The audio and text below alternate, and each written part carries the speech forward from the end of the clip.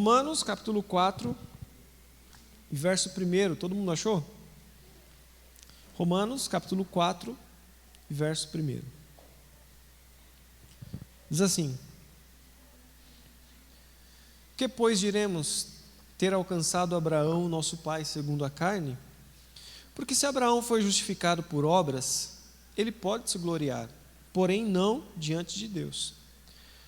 Pois que diz a Escritura: Abraão creu em Deus, e isso lhe foi imputado para a justiça. Ora, ao que trabalha, o salário não é considerado como favor, mas sim como uma dívida. Vamos orar ao Senhor? Pai de amor e de misericórdia, nós te louvamos, Pai, por esse tempo que nós estamos tendo, de louvor, de comunhão. Pedimos que o Senhor venha iluminar a nossa vida, a nossa mente, o nosso coração na Tua Palavra, para que nós possamos receber apenas aquilo que provém do Senhor. Não deixe que nenhuma mensagem humana penetre o nosso coração, tenha acesso a nós, mas apenas aquilo que provém do Senhor. Conceda-nos a graça de compreender a Tua Palavra e a Tua vontade, e nos coloque, Senhor, no caminho da mudança, da transformação, para vivermos uma vida que glorifica o Teu nome. É a oração que fazemos, e fazemos em nome de Jesus. Amém. Nós estamos na série de mensagens de Romanos. A gente já estava nessa série de mensagens antes da pandemia, e aí ficamos 5 meses sem ministrar aqui, diretamente, para vocês, e a gente parou com a série de mensagens no dia 22 de março. E ficamos esse tempo inteiro sem ministrar a nossa série. Quando nós voltaríamos no capítulo 13 de Romanos. Mas como a gente ficou descolado, dessa série de mensagens por muito tempo, a gente desejou voltar do início. É óbvio que nós não vamos de versículo a versículo como estávamos fazendo anteriormente. A gente está dando um salto maior. A gente está tentando fazer um capítulo por domingo. E nós chegamos no capítulo 4. O que a gente percebeu até agora é que, no capítulo 1, Paulo começa a revelar a condição humana. A partir do capítulo 1, verso 18, Paulo vai dizer que o homem vira as costas para Deus. O homem rompe com a fonte da vida. O homem que foi feito para a glória de Deus, vive agora para a sua própria glória. O homem que foi criado para ser a imagem e semelhança de Deus, esse homem quer criar um Deus à sua própria imagem. E Paulo começa a dizer que, ao invés de o homem glorificar a Deus como um Deus incorruptível, o homem cria a imagem de um Deus corruptível, um Deus semelhante ao próprio homem. No capítulo 2, depois de Paulo passar essa narrativa de que o homem está distante de Deus, no capítulo 2, Paulo inclui os religiosos também entre esses. E Paulo começa a dizer, não só para os gentios da igreja de Roma, mas também para os judeus. Paulo está dizendo, não pense vocês, porque vocês são judeus, que vocês ficarão livres do juízo de Deus. Não pense que vocês, por serem religiosos e conhecerem a lei, vocês não estão incluídos entre esses. Vocês também estão. Não pense que porque vocês julgam os outros, Deus não vai julgar o pecado de vocês. E aí Paulo inclui também os religiosos no capítulo 2. No capítulo 2, no verso 29, se não me engano, ele vai dizer assim, judeu é aquele que é circuncidado não no seu corpo, mas na sua mente e no seu coração. Então, quando a gente pensa em cristianismo ou qualquer outro tipo de religião que a gente possa ter, não é a religião que nos faz ser cristãos, que nos faz ser aceitos por Deus, mas aquilo que ocorreu na nossa mente e no nosso coração. No capítulo 3, Paulo, no verso 9, vai dizer que todos estamos debaixo do pecado, seja grego, seja judeu, seja gentil, todos nós estamos encerrados debaixo do pecado. A palavra que Paulo utiliza para debaixo do pecado é como se uma pedra muito grande, muito pesada, tivesse caído sobre nós. E é exatamente essa expressão que Paulo diz, que todos nós estamos debaixo do pecado. E até o verso 19 de Romanos capítulo 3, Paulo demonstra para nós que todos nós estamos debaixo do pecado. Há uma totalidade de que todos nós somos pecadores. No capítulo 3, por exemplo, Paulo diz assim, não há ninguém que faça o bem e não peque, não há ninguém que busque a Deus. E Paulo conclui em Romanos 3, 23, dizendo, porque todos pecaram e destituídos estão da glória de Deus. Se tem uma coisa que a Bíblia deixa muito claro, é que todos nós somos pecadores. Todos nós. Não existe distinção. Ah, Lelo, mas e o Papa? É pecador também. Ah, mas e o fulano de tal? Ele é um homem cheio de Deus. Eu acredito que ele possa ser cheio de Deus mesmo. Mas ainda assim ele é pecador. A gente falava na IBD que dos personagens bíblicos que a Bíblia narra suas histórias, apenas Daniel e José, a Bíblia não relata pecado nenhum deles. De todos os personagens bíblicos, imagina, tem muita gente boa. Tem Abraão, tem Davi, tem tanta gente legal. A gente vai ler sobre Abraão aqui, a gente vai ler sobre Davi. Homens fantásticos, pecadores. E o próprio Daniel e José, que a Bíblia não narra nenhum pecado deles, eles são pecadores também, porque toda a Bíblia está repleta de afirmações de que todos nós pecamos. E Romanos 3:23, porque todos pecaram e destituídos estão da glória de Deus.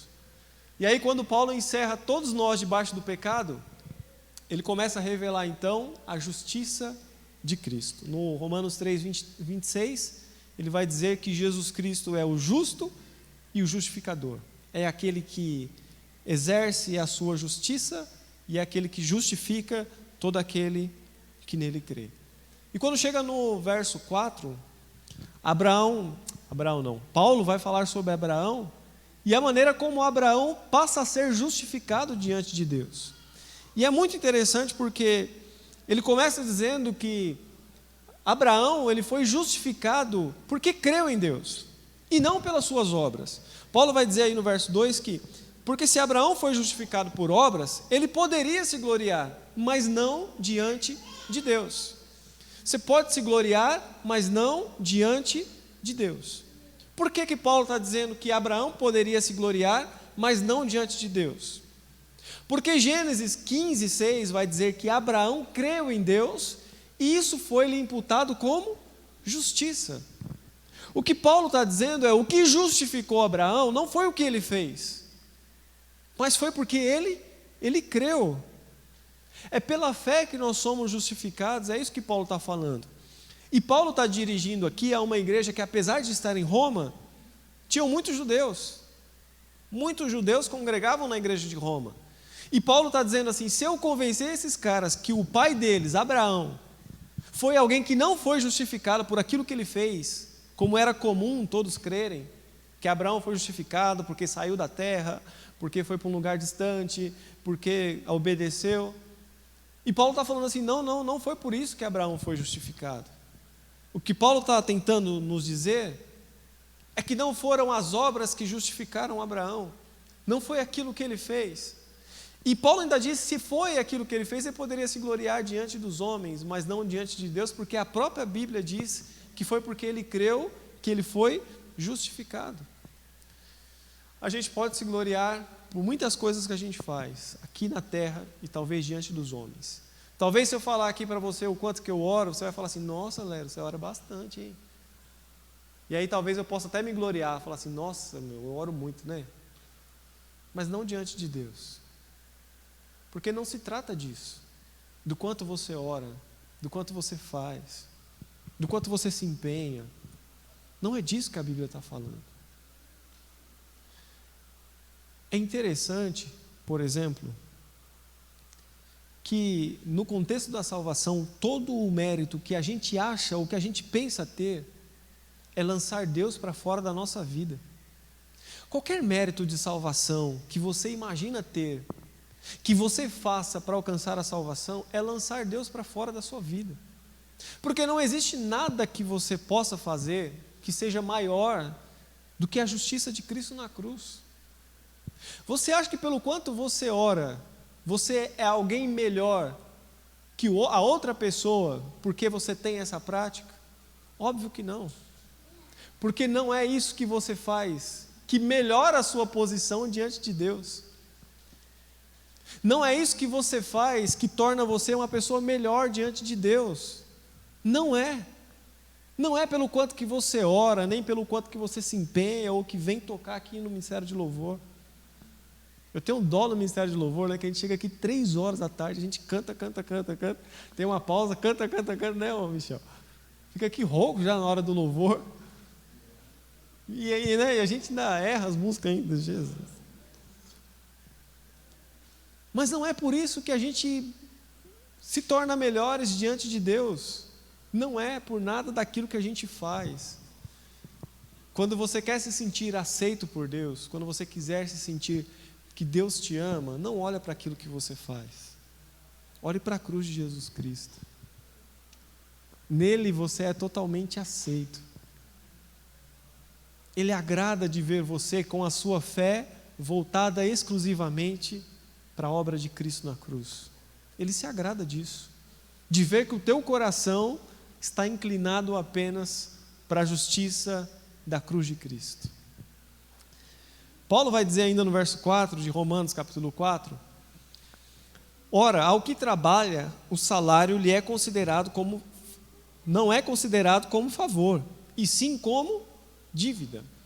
O que Paulo está dizendo é assim: se você acha que a salvação não é pela graça, é por aquilo que você faz, na verdade então não existe favor de Deus, porque se é por mérito, se é por aquilo que você faz, é como um trabalhador que trabalha o mês inteiro e no final do mês ele recebe o seu salário. Eu, por exemplo, trabalho numa empresa, entro 7 horas da manhã, saio 5 horas da tarde, todos os dias, segunda a sexta. E no final do mês, quando eu recebo meu salário, que não é muito, a gente não recebe como um favor, a gente recebe como um direito. Você trabalhou, você vendeu o seu tempo, você gastou, você investiu o seu tempo, você vendeu a sua hora, e no final você recebe aquilo não como um favor, você recebe aquilo como um direito. E mesmo que você não trabalhe registrado, qualquer forma de trabalho que você tenha, é direito seu receber por aquilo que você fez, por aquilo que você faz. O problema é que a gente começa a desenvolver com Deus essa mesma relação de prática e de mérito. O problema é que a gente acha que nas nossas relações humanas é assim, com Deus funciona dessa mesma maneira. Então eu vou fazer, e no final eu começo a desenvolver com Deus uma relação de dívida. E olha como que isso é terrível. E olha como que isso faz uma oposição total ao Evangelho. Porque essa relação minha com Deus de dívida faz eu achar que Deus está me devendo alguma coisa. Olha que loucura minha. Ah, Deus, eu fiz tanta coisa pelo Senhor, o Senhor deveria pelo menos ter me retribuído. Quando a gente começa a desenvolver essa relação de dívida com Deus, não há espaço para adoração. Não há. Não há espaço para adorar a Deus com a intenção de glorificá-lo. Há espaço para uma barganha. Eu faço e recebo. E o que Paulo está dizendo é que não foi assim com Abraão. Não foi por mérito e muito menos por prática. Olha no verso 5. Mas ao que não trabalha, porém crê no que justifica o ímpio, a sua fé lhe é atribuída como justiça. Olha que coisa linda, né? E olha como que a Bíblia é radical. Quando eu falo de salvação, às vezes eu brinco lá na leitura que a gente faz de quinta-noite, que quando se trata de salvação eu sou radical, mas a Bíblia é mais radical que eu. A Bíblia está dizendo assim, não é que a Bíblia fala assim, aquele que não trabalha bem, aquele que trabalha mais ou menos, aquele que faz, mas faz tudo errado. Não, a Bíblia está falando assim, aquele que não trabalha, aquele que não faz, mas crê naquele que justifica o ímpio, sua fé lhe é imputada como justiça. Esse é o Deus. E só poderia ser assim porque existe um paradoxo na justiça de Deus. Imagine comigo, Deus é um Deus justo. E ao mesmo tempo que Ele é um Deus justo, que exerce a justiça, Ele nos perdoa. Não é um paradoxo? Como que um Deus que é justo perdoa os nossos pecados? Se Ele perdoa, então Ele não é justo. Que negócio é esse? Ou é justo ou Ele não é. Se a gente faz algo de errado e Ele não nos pune, Ele deixou de ser justo? Não, Ele não deixou de ser justo. Porque quando Deus perdoa os nossos pecados, Ele não está falando que o nosso pecado passou impune. Ele não está falando assim, nossa, a Gisele é tão gente boa, deixa eu varrer o pecado dela para debaixo do tapete, para ninguém ver. Vou fingir que não viu. Não. Quando nós olhamos para os nossos pecados perdoados, não foi que Deus fingiu que não viu o nosso pecado. É que quando Deus nos perdoa, Ele puniu todo o pecado na figura do seu Filho, Jesus Cristo.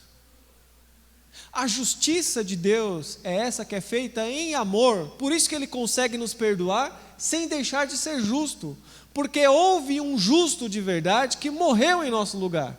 Houve um justo que cumpriu a justiça de Deus, para declarar que todos aqueles que creem nele podem também ser justificados, porque da cruz de Cristo jorra a justiça para todos nós. Essa é a fé de Abraão, que não foi justificado por aquilo que fez, foi justificado porque creu. Esse é o evangelho que cremos, que não somos justificados por aquilo que fazemos, mas pela maneira como cremos. Verso 6. E é assim também que Davi declara ser bem-aventurado o homem a quem Deus atribui justiça, independentemente das obras. Olha que coisa sensacional. Davi falando que bem-aventurado, felizes serão aqueles a quem Deus os imputa, atribui justiça, independentemente das suas obras.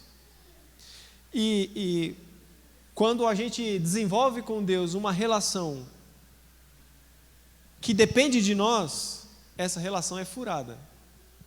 É furada.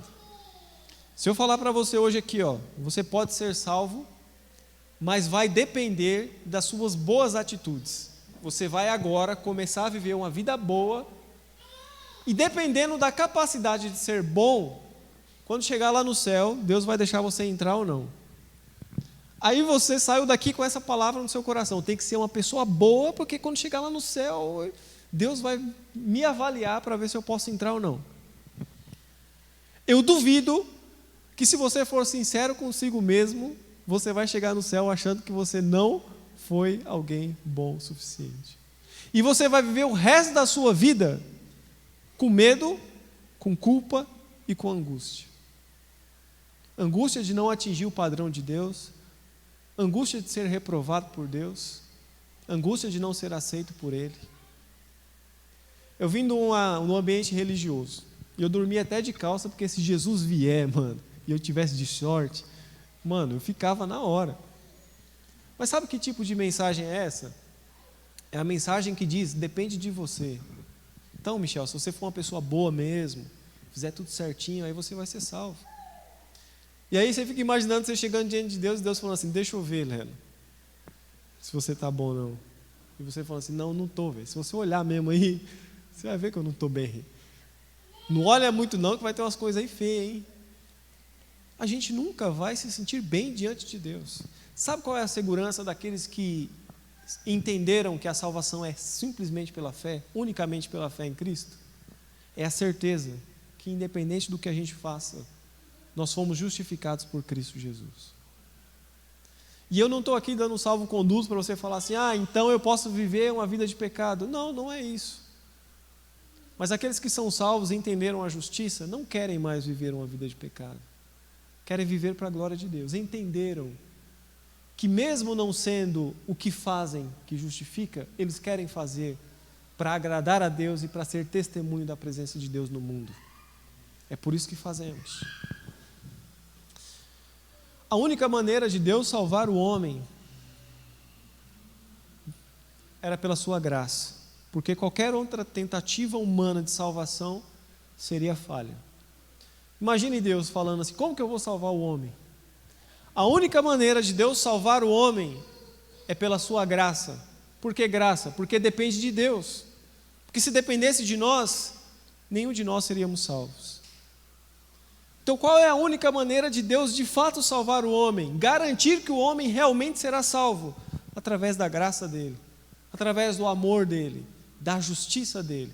Porque qualquer maneira que dependesse de nós, nós não alcançaríamos. Certamente nós ficaríamos pelo meio do caminho. Versos 7 e 8 de Romanos.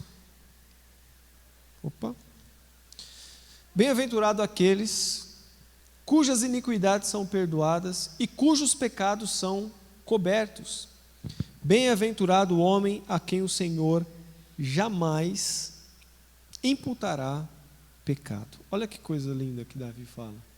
Bem-aventurado o homem a quem o Senhor jamais imputará pecado. Aí você fala assim, não, Davi está falando isso, sabe por quê? Porque a Bíblia fala que Davi é um homem segundo o coração de Deus. Davi está falando isso porque Davi era um homem, a Bíblia fala que Davi era um homem reto diante do Senhor.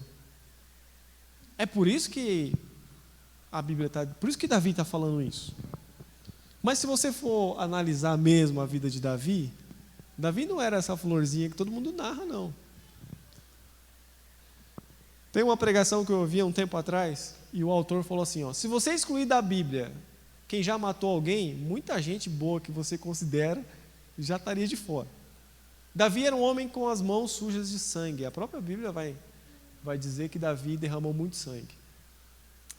Davi cometeu adultério com Betseba e ainda programou, planejou, arquitetou a morte de Urias, esposo de Betseba, para que ele morresse em combate. Ou seja, Davi não só comete adultério, mas ainda comete um homicídio.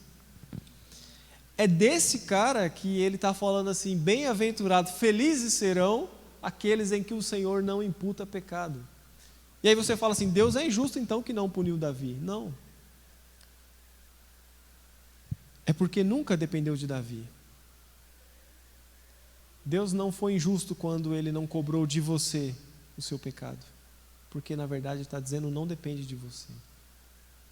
Dependeu daquele Getsêmani, onde Jesus diz assim, afasta de mim este cálice, todavia seja feita a tua vontade.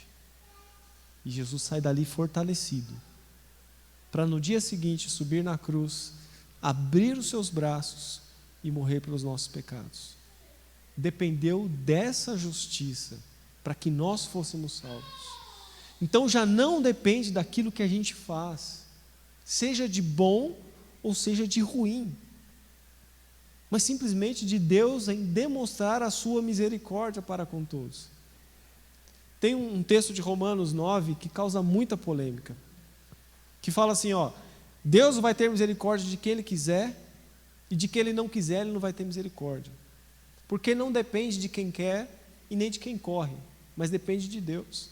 E aí todo mundo fala assim, nossa, está vendo? Deus tem predileção por alguns e rejeita outros. Não é isso que a Bíblia está falando. A Bíblia está falando assim, não depende de quem quer ou de quem corre, ou seja, não depende de você a misericórdia de Deus, mas depende dEle, e glória a Deus que depende dEle, porque se dependesse de nós corrermos, se dependesse de nós desejarmos, nós nunca desejaríamos, nós nunca correríamos para perto do Senhor. O caminho do ser humano é distanciar-se de Deus o tempo inteiro. Então, glória a Deus que não depende de nós, mas sim do Senhor em revelar a sua misericórdia. Então a gente está diante de Davi, um cara que fez muita coisa boa, mas fez muita coisa ruim também. E ele diz, bem-aventurado o homem a quem o Senhor jamais imputará pecado. Olhe para a tua vida, sonda o teu coração, perceba-se aí agora como pecador e veja como Davi. Seja iluminado pelo Espírito Santo para dizer como Davi, ainda que eu seja pecador, feliz eu serei, porque o Senhor não imputará sobre mim pecado algum. Sonda o teu coração, saiba que mesmo pecador, o Senhor prometeu felicidade para você, porque não depende de você. Ele não imputará sobre nós pecado, porque nós estamos olhando para a justiça de Jesus Cristo. Verso 9. Estou correndo aqui acelerado para ver se dá tempo. Vem, pois, as bem-aventuranças exclusivamente para os circuncisos, ou também sobre os incircuncisos? Visto que dizemos, a fé foi imputada a Abraão para a justiça. E o que Paulo está dizendo? Depois de falar de Abraão, de Davi, ele fala assim, essa justificação destina-se apenas aos circuncisos? O que era circunciso? Era uma marca no corpo que revelava que aquela pessoa pertencia à nação de Israel. Ele era um judeu. E o judeu era uma nação escolhida por Deus. O que Paulo está querendo dizer aqui nas entrelinhas? Que alguém que estivesse lendo essa carta poderia chegar na seguinte conclusão: você está falando isso então porque tanto Abraão como Davi, eles eram judeus, eles eram circuncidados, eles eram circuncisos. Então, lógico que eles vão ser salvos por Deus, lógico que eles não serão imputados pecados sobre eles, porque eles são o povo de Deus, eles são circuncidados. E aí Paulo vai desmontar esse argumento no verso 10, dizendo assim, como pois lhe foi atribuída, estando ele já circuncidado, ou ainda incircunciso? Não no regime da circuncisão, e sim quando ainda incircunciso, e recebeu o sinal da circuncisão como selo da justiça da fé, que teve quando ainda incircunciso, para vir a ser pai de todos os que creem, embora não circuncidado, a fim de que lhes fosse imputado a justiça. O que Paulo está dizendo? Quando Abraão creu, quando Abraão recebeu a promessa, ele ainda não era circuncidado. O selo da justiça era a circuncisão, mas Abraão a recebe antes disso. O caminho de Deus é o caminho contrário. Talvez seria muito mais fácil para a gente pregar aqui, dizendo assim, você que é ímpio, você que é pecador, melhore a sua vida, comece a viver de uma maneira melhor, seja uma pessoa melhor, seja uma pessoa boa, e daí você vem para Jesus, e aí Jesus te salva. É assim o caminho de Deus? Não, não é assim. Não é o ímpio tentando se aproximar de Deus, é Deus que se aproxima de nós. Tem uma frase que eu anotei, mas agora eu acho que eu não anotei, porque não está aqui, então óbvio que eu não anotei. Que diz assim que é Deus que torna o homem digno. Não é o homem que se torna digno para Deus. Percebe a diferença? É Deus que torna o homem digno. Não é o homem que se torna digno para Deus. É Deus que nos dignifica. Não somos nós que alcançamos para Deus. É Ele que nos alcança. E aí Paulo desmonta esse argumento de que Davi e Abraão foram justificados porque eram povo de Deus. Porque o próprio Paulo vai dizer que eles foram circuncidados, ou que Abraão, particularmente, foi circuncidado, não, recebeu a promessa antes da circuncisão. Verso 12. E pai da circuncisão, isso é, daqueles que não apenas são circuncisos, mas também andam nas pisadas da fé que teve o nosso pai Abraão antes de ser circuncidado. Isso é legal, né? Abraão é pai daqueles que creem e não daqueles que são circuncidados. O que nos relaciona com Abraão não é a marca que nós temos no corpo. O que nos relaciona com Abraão é a fé que nós temos em Jesus Cristo. É óbvio que Abraão creu quando ainda não tinha Jesus vindo ao mundo, é óbvio. Mas ele foi justificado porque creu. E o que faz de nós filhos de Abraão, filhos da promessa de que todos seriam abençoados a partir de Abraão, é que nós cremos também, assim como Abraão creu. Nós sabemos que não são as obras que nos justificam, mas a nossa fé diante de Deus. A conclusão que nós temos é que não existe nada que a gente faça de bom que nos aproxime de Deus. Não importa o que você possa fazer, não existe nada que nos aproxima de Deus. Falava na quinta, na PBEG Leitura, à noite, que eu não acredito que no mundo exista justiça. Não acredito. E toda a justiça que possa existir, só existe a partir de Deus. Porque pensa comigo, quando por exemplo, que eu me torne prefeito de Bugaçu, que coisa chique, não é não? E aí eu vou implantar aquilo que eu acho que é a minha justiça. Só que a minha justiça passa pela minha ideologia, passa pela maneira como eu fui criado, passa pela minha cultura. E a minha ideologia, a maneira como eu fui criado, a minha cultura é totalmente diferente da cultura de vocês. Eu sou daquela cultura que tomava uma surra uma vez por dia, era certo que tomava uma. Hoje em dia, se você bater num filho, você vai preso, é embaçado, né, velho? Então, o que para mim é justiça, para o outro lá pode não ser. A única justiça que é verdadeira mesmo, é aquela que se revela dos céus. É aquela que é feita a partir de Cristo, a partir do amor dele. Paulo vai dizer em 1 Coríntios capítulo 13, eu posso falar a língua dos anjos, eu posso profetizar, olha que coisa chique, eu posso dar todos os meus recursos, eu posso dar o meu corpo para ser queimado, mas se eu não tiver amor, de nada valeria, não tem valor nenhum. E o amor não é um sentimento, amor não é uma decisão, amor é uma pessoa. 1 João capítulo 4, verso 16 diz, Deus é amor. Então amor é uma pessoa. Não existe nada de bom que você possa fazer que melhore a sua posição diante de Deus. Não existe nada. Tudo que a gente possa fazer que exclui Deus da jogada, não nos aproxima dele. Nada de bom que a gente faça vai nos deixar em uma posição melhor diante de Deus. Mas eu vou além ainda, eu acredito no contrário, também. Se não existe nada de bom que nos afaste de Deus, não existe nada de ruim que nos afaste dele também. Porque não depende de nós fazermos coisas boas ou ruins, mas Deus que nos ama e derrama a sua justiça e a sua misericórdia sobre nós.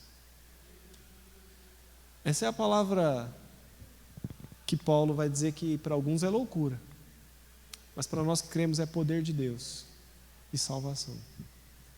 Talvez o que você ouviu hoje aqui é muito diferente do que muita gente prega, mas acredito de todo o meu coração que essas palavras de Paulo fazem muito mais sentido do que o evangelho que nós temos ouvido aí fora. Que nós possamos ser responsivos ao evangelho que cremos, ao falar que a única coisa que nos justifica é a fé em Cristo Jesus que nos salva. Curva a tua cabeça, feche os teus olhos.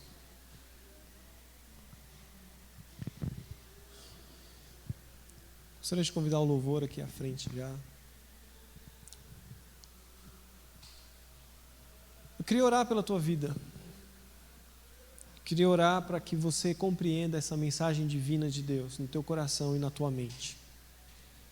Para que nada possa roubar essa esperança do teu coração. Eu queria que você pensasse no teu coração, olhasse para dentro de você e guardasse essa palavra de esperança profundamente no seu coração.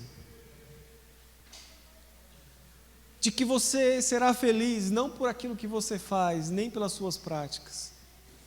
A palavra de Deus é que você é feliz